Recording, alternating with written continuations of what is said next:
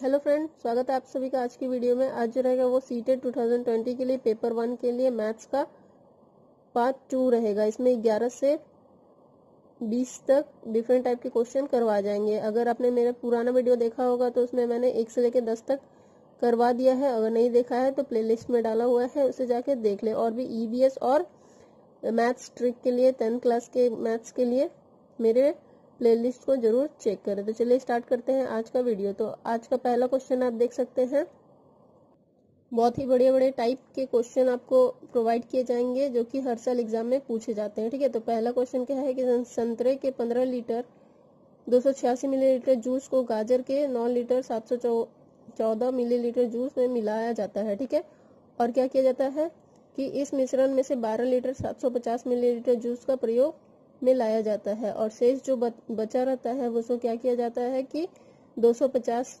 Millilitre वाले juice के जो बॉटल आते हैं उसमें डाल दिया जाता है। तो बताना है कि 250 मिलीलीटर के जूस के कितने बॉटल बनेंगे। ठीक है, तो आइए करते हैं इस तरह का सम।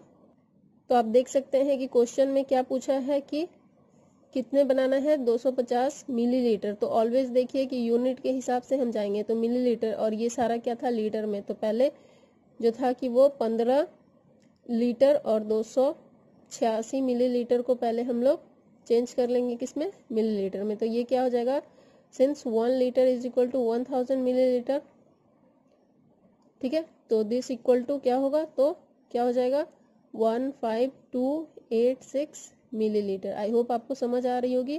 क्या किया मैंने, 1000 से मल्टीप्लाई कर दिया। ओके, तो आगे बढ़ते हैं। नेक्स्ट क्या था, 9 लीटर 744 मिलीलीटर। तो इसे भी चेंज करेंगे, 9 लीटर 14। ठीक है, तो इसे जब मैंने मिलीलीटर में चेंज किया तो क्या आ जाएगा आपका, ठीक है, तो क्वेश्चन में 19 है। ठीक है, तो यहाँ क्या आ जाएगा 19, तो 19714 मिलीलीटर। ठीक है, अब इन दोनों का जो योग होता है तो योग करते हैं, जितना मीन्स आता है जोड़कर, मीन्स कि इसका क्या किया गया, मिश्रण कर दिया गया। मिश्रण मतलब क्या होता है, ऐड, तो ऐड कर दिया मैंने। और क्या होता है कि इसमें से कितना निकाल लिया जाता है, तो ये मेरा पुराना वाला था 35,000 मिलीलीटर और इसमें से 12 लीटर 750 मिलीलीटर को निकाल लिया जाता है। तो ये हो गया 12 लीटर और 750, ये सारा क्या बन गया मिलीलीटर में। इसमें से निकाल लिया जाता है मतलब कि क्या, माइनस कर देंगे। ओके, तो देख सकते हैं जब मैंने माइनस किया तो क्या आ गया 22250 मिलीलीटर। इतना हमारे पास क्या हो गया, शेष बच गया है। ठीक है, इसे किसमें कितने पार्ट में डिवाइड करना है, मीन्स कि कितनी इसकी संख्या होगी। अगर 250 मिलीलीटर का बॉटल बनाया जाए तो कभी भी जब बॉटल बनाते हैं या फिर संख्या निकालने रहती है तो पिछले क्लास में मैंने बताया था कि उसे डिवाइड करते हैं। तो 250 से डिवाइड कर दीजिए, बस काटिए, आंसर आ जाएगा। ठीक है, 89। तो 250 मिलीलीटर के कितनी बॉटल बनेंगी, तो 89 बॉटल बनेंगे। ओके, तो हमारा देख सकते हैं ऑप्शन क्या हो जाएगा, ऑप्शन नंबर 2 हो जाएगा इसका आंसर। आई होप आपको समझ आ रही होगी। ठीक है, तो 12वें टाइप के क्वेश्चन पे चलते हैं। तो देख सकते हैं ये मैंने क्वेश्चन लिख दिया, ये जो है नंबर दिया हुआ है और ये रिक्त स्थान मीन्स फिलिंग द ब्लैंक्स में क्या होगा ये बताना। तो इस टाइप के जब भी क्वेश्चन आते हैं तो कुछ मत कीजिए, आप जो जो कट रहा है उसे एक साइड से काटते जाइए। ठीक है, जैसे मैं ये क्वेश्चन को लिख लेती हूँ। ठीक है, तो ये फिलिंग द ब्लैंक्स पे मैंने क्या लिख लिया, वाई लिख लिया, बस हो गया। देखिए क्या कीजिए आप कि ये जो मल्टीप्लाई में रहता है दूसरे साइड जब आता है तो क्या बन जाता है, डिवाइड में। तो डिवाइड करके लिख दीजिए। ठीक है, अब यहाँ से कटा तो ये 7 टाइम्स में और ये यहाँ से कटा तो 9 टाइम्स में। ठीक है, और ये यहाँ से कटा तो 9 7 63, 9 6 54 और 9 7 63। ओके, तो हमारा क्या आ गया, y इक्वल टू, देख सकते हैं यहाँ पर ये आप सब कट गया है तो क्या बचा हमारा 67। तो आई होप आपको समझ आ रही होगी इस तरह के क्वेश्चन को कैसे करेंगे। ओके, तो हमारा ऑप्शन नंबर 2 जो होगा इसका आंसर होगा। ओके, तो चलते हैं 13 टाइप पे क्वेश्चन पे। तो देख सकते हैं क्या दिया हुआ है, ये नंबर में 5 का स्थानीय मान और दिस नंबर में 7 का अंकित मान। तो मैंने फेस वैल्यू और प्लेस वैल्यू के बारे में पढ़ा रखा है, नहीं देखा है वीडियो तो प्लेलिस्ट में जरूर जाकर देखें। तो देख सकते हैं यहाँ पर ये आप देखिए 5 कहाँ है, तो देख सकते हैं 5 यहाँ पर ही। उसके बाद कितना डिजिट है, तो ये लिख दिया मैंने 5 और जितने डिजिट है उस पर 0 0 पुट कर दिया। इस तरह निकलता है स्थानीय मान, मीन्स प्लेस वैल्यू, ठीक है। और अंकित मान क्या होता है, जो नंबर का अंकित मान निकालना रहता है, मतलब कि फेस वैल्यू निकालना रहता है, वही नंबर उसका फेस वैल्यू होता है। तो ये लिख दिया मैंने 7, ओके। इनका क्या निकालना है, अंतर, मीन्स डिफरेंस निकालना है। तो बस माइनस कर दीजिए, आ गया आपका आंसर। इसी तरह के छोटे छोटे ही सवाल, बहुत इजी ही सवाल पूछे जाते हैं पेपर 1 में। तो बस थोड़ा सा दिमाग कॉन्सेंट्रेट करके बनाना है क्वेश्चन, आराम से बन जाएगा। चलिए चलते हैं 14 टाइप के क्वेश्चन पे। तो देखिए क्या है क्वेश्चन कि एक संख्या 100 से आधे से छोटी है। तो 100 का आधा क्या हुआ, 50। 50 से क्या है संख्या, छोटी है, ठीक है। 50 से क्या है, छोटी है, ठीक है। और 40 दहाई, 40 दहाई मतलब क्या हो गया, 4 पे 1 0 40, और 5 दहाई, 4 दहाई मतलब 40 हो गया, और 5 दहाई मतलब 50 हो गया। इन दोनों के क्या है, बीच में है। किस में है, बीच में है, ठीक है। तो इसका क्या है, दहाई का अंक जो है ये होता है इकाई और ये होता है दहाई। तो दहाई का अंक जो है इकाई के अंक से कितना है, एक ज्यादा है, ठीक है। ये याद रखिएगा। यदि संख्या में अंकों का योग जो है क्या है, 7 है, तो गुणनफल ज्ञात करना है। तो आप देख सकते हैं कि 40 और 50 के बीच में है। तो बहुत ही ये सेंस वाला क्वेश्चन है। एक बार आप क्वेश्चन देख के ही आंसर बता सकते हैं इसका। कैसे, जब मैं 40 के बाद एक अंक लेती हूँ, 41, 42, 43, 44, इस तरह से मैं अगर लेती हूँ तो क्या बोला है कि अंकों का योग 7 है। तो ये जब मैं 41 से 49 तक लिखूंगी तो कौन से दो नंबर को लूंगी कि उसका अंकों का योग 7 हो जाए। देखिए 4 और 1 5, 4 और 2 6, 4 और 3 7। तो हमें पता चल गया कि वो नंबर क्या है, 43 है। तो इस तरह आप थोड़ा सा दिमाग लगा के आंसर बता सकते हैं। क्यों, क्योंकि योग दिया हुआ था, वो जो नंबर होगा उसका योग जो होगा क्या हो जाएगा, 7 होना चाहिए। तो मैंने देख लिया कि 4 और 3 का योग क्या होगा, 7 होगा। तो इनका गुणनफल क्या होगा, तो 4 × 3, आप आराम से बता सकते हैं क्या होगा, 12। तो ये हो गया आपका आंसर। तो इस तरह के क्वेश्चन आप एक बार में देखकर ही बता सकते हैं, ठीक है। तो आगे 15 नंबर क्वेश्चन क्या है, 15 दिनों में मिनटों की संख्या निम्न में से सेकंडों की संख्या के बराबर है। मतलब कि 15 दिन में जितना मिनट होगा वो, ये जो ऑप्शन दिए हुए हैं इनमें से किन घंटों की संख्या जो है उसको जब हम सेकंड में चेंज करेंगे उसके बराबर हो जाएगा। तो देखिए बहुत ही आसान है। पहले आपको पता होना चाहिए कि एक दिन में जो होता है कितने घंटे होते हैं, तो 24 घंटे होते हैं, ठीक है। और एक घंटे में कितने मिनट होते हैं, तो 60 मिनट होते हैं, ठीक है। बेसिक सब चीज है, आप सभी को पता होगा। और एक मिनट में 60 सेकेंड होते हैं, ठीक है। तो क्वेश्चन क्या था, 15 दिन में। तो 15 दिन को मैंने घंटे में चेंज किया। तो देखिए यहाँ पर ये एक दिन में 24 घंटा होता है, तो 15 दिन में कितने घंटे होंगे, 15 × 24, ओके। उसके बाद क्या करना है, मिनटों में चेंज करना है। तो घंटे में मैंने चेंज कर दिया। अब एक घंटे में 60 मिनट होते हैं, तो 15 × 24 घंटे में कितने मिनट हो गए, तो × 60, ठीक है। बस हो गया। अब इसे मल्टीप्लाई कीजिए। देखिए मैं ऐसे नंबर को चुनूंगी जिसका मुझे टेबल आता हो। तो 15 6 90, और एक 0 था तो मैंने 0 लिख दिया, × 24, ठीक है। बस इसे जब मल्टीप्लाई किया तो मैंने 21600 आ गया, ठीक है। अब चेक करते हैं कि ये जो घंटे दिए हुए हैं इनको जब सेकंड में चेंज करेंगे तो 2160 किसका आएगा, 00, ठीक है। तो पहला क्या था, 6 घंटे। तो 6 घंटे को पहले मैंने मिनट में चेंज किया तो × 60 हो गया। और मिनट को जब सेकंड में चेंज करते हैं तो × 60 हो जाएगा। तो देखिए 6 6 के 36, 36 6 के 216, और 2 0 था तो मैंने यहाँ 2 0 लगा दिया। तो देखिए तो ये दोनों इक्वल हो गया, बिल्कुल इक्वल हो गया। तो पहला ही नंबर हो गया हमारा आंसर। आई होप आपको समझ आ रही होगी। तो 16 नंबर क्वेश्चन जो है वो क्या बता रहा है कि x डिग्री का मान ज्ञात करें। तो ये क्या है, एक जो यहाँ पर क्या है, एक रेखा दी हुई है और क्या कर रहा है, दो जो रेखा है वो एक दूसरे को बिंदु O पर प्रतिच्छेद कर रहा है, इस तरह मान सकते हैं। तो आपको पता होना चाहिए कि रैखिक युग्म जो होता है, लीनियर पेयर जो होता है, वो उसका सम जो होता है वो क्या होता है, 180 डिग्री, ठीक है। तो रैखिक युग्म से क्या होता है, 180 डिग्री होता है उसका सम, ठीक है।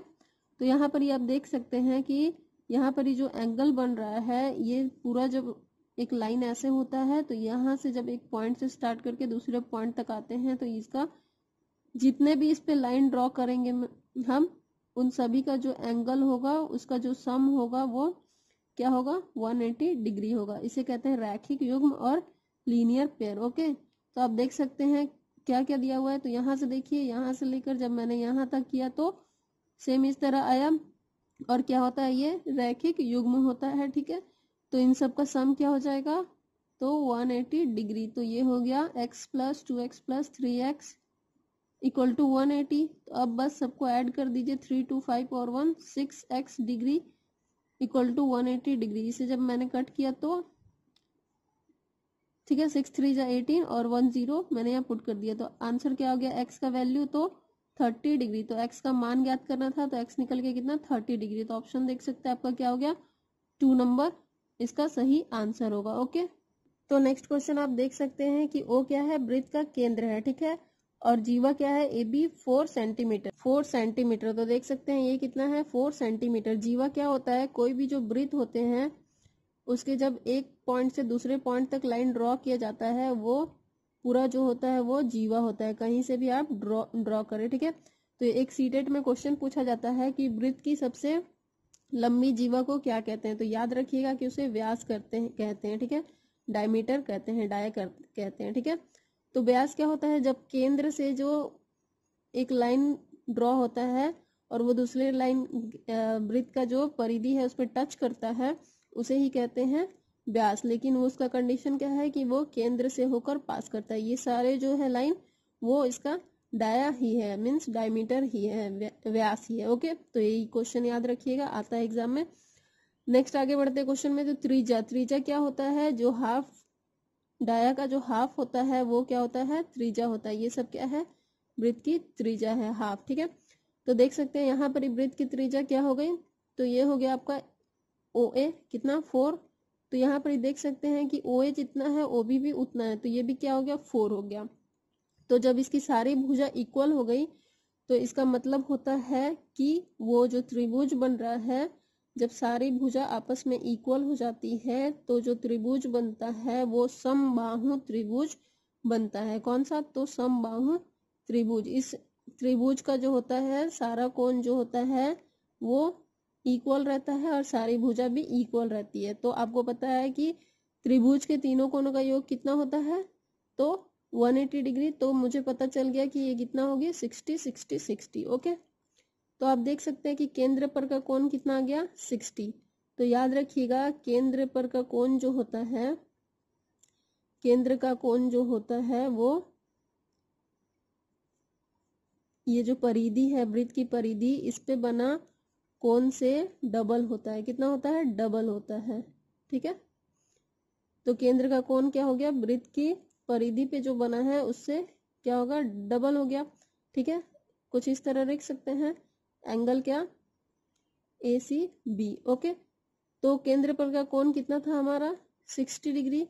तो 2 इंटू ACB, तो कितना आ गया ACB, तो ACB देख सकते हैं आप, 60 डिवाइडेड बाई 2 मीन्स 30 आ गया। ओके, तो ऑप्शन 3 जो होगा इसका सही आंसर होगा। तो दो चीज इसमें याद रखने वाली है, सबसे बड़ी जीवा क्या है, तो व्यास है, और केंद्र पर का कोण जो होता है परिधि की कोण से 2 गुना होता है। अगर ये 20 है तो ये 40 होगा, अगर ये 30 है तो ये 60 होगा, ये 90 है तो ये 180 होगा। ओके, तो 18 नंबर क्वेश्चन देख सकते हैं आप लोग, -1 +2 -3 +4। इससे क्या पता चलता है कि हमारा जो विषम संख्या है वो माइनस में है और जो सम संख्या है वो प्लस में है। ठीक है, तो इस तरह कुछ हो गया, ये देखिए, ये हो गया विषम संख्या और सम संख्या ये हो गया। ठीक है, तो इस तरह है। तो इस क्वेश्चन से हमें 2 से 3 चीज सीखने को मिलेगी, तो आइए सीख लेते हैं। ऐसे डायरेक्ट भी सॉल्व कर सकते हैं, लेकिन अगर अलग क्वेश्चन आएगा तो उसमें आपको आसानी होगी, इसलिए मैं इसे जो भी चीज सीखने को मिलती है उसे बता देती हूँ। ओके, तो याद रखिएगा कि सम संख्याओं का जो योग होता है, सम संख्या का योग जो होता है वो क्या होता है, तो n+1 डिवाइड, सॉरी इतना, ठीक है, n इंटू n+1। और विषम संख्या का जो योग होता है वो क्या होता है, तो वो होता है n²। ठीक है, दो चीज हमें सीखने मिली। अब देखिए ये सम संख्या का योग, तो n क्या होता है, नंबर ऑफ टर्म, लेकिन जो संख्या जो होते हैं विषम संख्या और सम संख्या, इसमें देख सकते हैं एक एक छोड़ के होता है। ठीक है, तो नंबर ऑफ टर्म निकालने के लिए हम लोग क्या करते हैं, तो नंबर ऑफ टर्म सम संख्या के लिए नंबर ऑफ टर्म निकालने के लिए क्या करते हैं, तो कुछ नहीं, जो लास्ट टर्म आएगा उसको 2 से डिवाइड कर देंगे। ठीक है, और वैसे ही विषम संख्या का निकालने के लिए नंबर ऑफ टर्म क्या करते हैं, तो हम लोग करते हैं n+1 डिवाइडेड बाई 2। ये आपने बचपन में भी सीखा होगा। ओके, तो लास्ट टाइम इसका देख सकते हैं क्या है, 1000 है, तो 1000 डिवाइड बाई 2 कितना आ गया, 500। और यहाँ n+1, तो यहाँ 999 था, +1 किया तो यहाँ भी क्या आ गया, 1000 डिवाइड बाई 2। अब पता चला यहाँ 1 क्यों लिए थे, क्योंकि ये विषम संख्या था इसलिए। ओके, तो ये भी क्या आ गया, 500। बस आप देख सकते हैं सम संख्या का योग क्या था, n+1, तो 500 इंटू 500 में 1 ऐड किया तो 501। ठीक है, तो 2 0 था, यहाँ 2 0 पुट कीजिए और 5 से मल्टीप्लाई कर दीजिए, तो देखिए कितना आसान है, हो गया। अब विषम संख्या, ये किसके लिए था, सम संख्या के लिए। विषम संख्या का योग क्या था, तो n² है ना, तो n² मतलब 500 का, देख सकते हैं यहाँ नंबर ऑफ टर्म कितना आया था 500, तो 500 का स्क्वायर कितना हो गया, तो 25, कुछ इस तरह हो गया, 2,50,000। ठीक है, तो अब देखिए इन दोनों का यहाँ माइनस साइन था, तो बस माइनस कर दीजिए, आ गया आपका आंसर। तो इस क्वेश्चन से हमें 2 से 3 चीज सीखने को मिली। क्या, तो सम संख्या का योग क्या होता है, विषम संख्या का योग क्या होता है, नंबर ऑफ टर्म कैसे निकालते हैं सम के लिए और विषम के लिए। तो आई होप आपको समझ आई होगी। ठीक है, डायरेक्ट भी आप बना सकते हैं इस क्वेश्चन को, मैं बता देती हूँ। तो देखिए क्या है, -1 + 2 एक साथ ले लीजिए। ठीक है, फिर -3 + 4 एक साथ, इसी तरह क्या लास्ट वाला टर्म -99 + 1000 हो गया। तो देखिए इन दोनों को जब मैंने किया तो क्या आ गया, 1।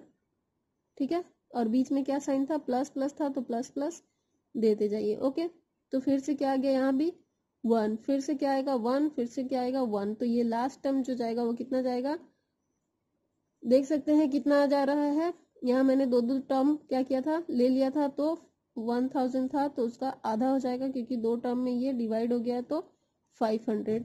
तो ये लास्ट टर्म क्या आ जाएगा, 500 तक ये +1 होता जाएगा, तो सारा ऐड करेंगे तो 500 आपका आंसर आ जाएगा। ओके, समझ आ रही होगी आई होप। ठीक है, तो आगे चलते हैं 19 नंबर क्वेश्चन पे। क्या दिया हुआ है, 1 × 1 इतना है, 11 × 11 इतना है, और 111 × 111 इतना है। तो आप देख सकते हैं एक चीज यहाँ पर ही कॉमन है कि जब 1 1 था तो 1 आया, जब 1 1 कितने टाइम्स था, 2 टाइम्स था, तो 1 2 लिखा, और फिर इसका रिवर्स। ठीक है, 1, फिर देखिए यहाँ पर ही 1 1 1 3 टाइम था, तो 1 2 3 लिखा, फिर इसका रिवर्स क्या हुआ, 2 फिर 1। ओके, तो यहाँ देख सकते हैं इस तरह के क्वेश्चन आप आंख बंद करके आंसर कर सकते हैं, लेकिन आंख बंद करेंगे तो ऑप्शन नहीं दिखेगा, है ना। तो देखिए 1 2 3 4 5 5 नंबर 11 1 1 है, तो आप देखिए क्या हो रहा था, यहाँ 3 1 1 था, तो 1 2 3 जा रहा था, तो यहाँ क्या जाएगा 1 2 3 4 5 तक। तो देख सकते हैं 1 2 3 4 5 यहाँ भी है, इस ऑप्शन में नहीं है तो हटा दीजिए। 1 2 3 4 5 यहाँ भी है, 1 2 3 4 5 यहाँ भी है, तो 3 ऑप्शन बचे। उसके बाद क्या हो रहा था, उल्टा जा रहा था, 4 3 2 1। तो देखिए यहाँ पर ही 5 के बाद 4 तो है, 3 नहीं है, तो ये भी गया। फिर यहाँ पर देखिए 3 है, 4 नहीं है, तो ये भी गया, बचा क्या 1 2 3 4 5, फिर उसका रिवर्स 4 3 2 1। तो हमारा